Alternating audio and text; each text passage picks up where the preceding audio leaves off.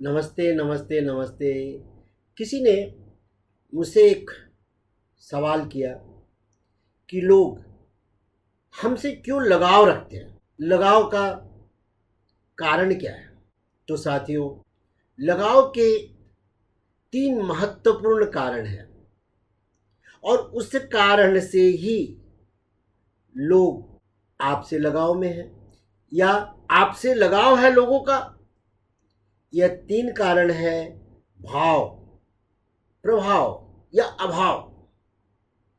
जब आपके पास भाव है, भाव का मतलब यह है कि आपके पास विचार है, आपके पास ज्ञान है, आपके पास नॉलेज है, आप कुछ दे सकते हैं, उनके लिए मार्गदर्शक बन सकते हैं, तो लोग आपके साथ जुटेंगे। नहीं तो आपका प्रभाव अगर है, आप जिस पद पर बैठे हुए हैं, जिस पद के पदाधिकारी हैं, उस पद में अगर प्रभाव है तो उस पद के प्रभाव के कारण लोग आपके साथ जुटे हुए हैं। जरा उस पद से हट के देखिए, उस प्रभाव से हट के देखिए, फिर वो लगाव कहाँ जाता है। तो लगाव आपके भाव, आपके विचार, आपके ज्ञान के कारण है, आपके प्रभाव के कारण लोगों का लगाव है। अगर भाव नहीं है, प्रभाव नहीं है, अगर आप में अभाव है, तो फिर तो लोगों की कतार है आपके पास। अभाव, बहुत तरह के अभाव हो सकते हैं। यहां हम अभाव अर्थात विचारों के अभाव से हम लेंगे, ज्ञान का अभाव से हम लेंगे, परिस्थितियों की जानकारी नहीं होने के अभाव से मैं लूंगा।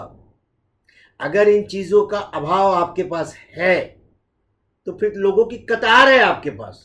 जब आप अभाव में हैं तो लोगों का लगाव होगा। लोग आप तरह तरह के आपको ज्ञान देंगे क्योंकि आप अभाव में हैं। आपके पास ज्ञान नहीं है, आपके पास विचार नहीं है, तो आप अभाव में हैं। और जब अभाव में आएंगे तो उन प्रभाव के कारण, जिसके पास प्रभाव है, उस प्रभाव के कारण आप प्रभावित हो जाएंगे। तो जीवन में लगाव के ये तीन ही कारण हैं। आप अपने चारों तरफ जो आपके साथ लगाव में हैं, जरा देखिए कि वह क्या आपके भाव के कारण आपसे लगाव में है, आपके प्रभाव के कारण है, या आपके अभाव के कारण है। कभी कभी आप पॉजिटिव बातें कीजिए, बड़े कम लोग आपके साथ जुटेंगे। बट जैसे ही आप निगेटिविटी फैलाते जाइए, आपके साथ लोगों की कतार लग जाएगी।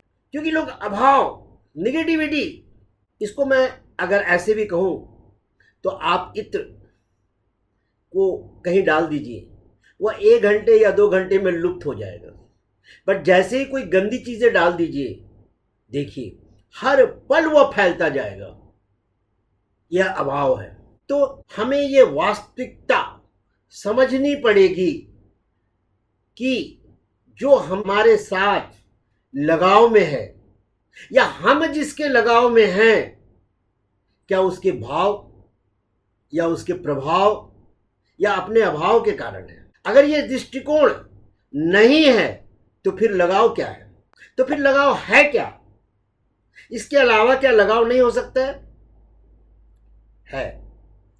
भाव, प्रभाव और अभाव के बाद भी एक लगाव है, वह है विश्वास। और या फिर आपके संस्कार,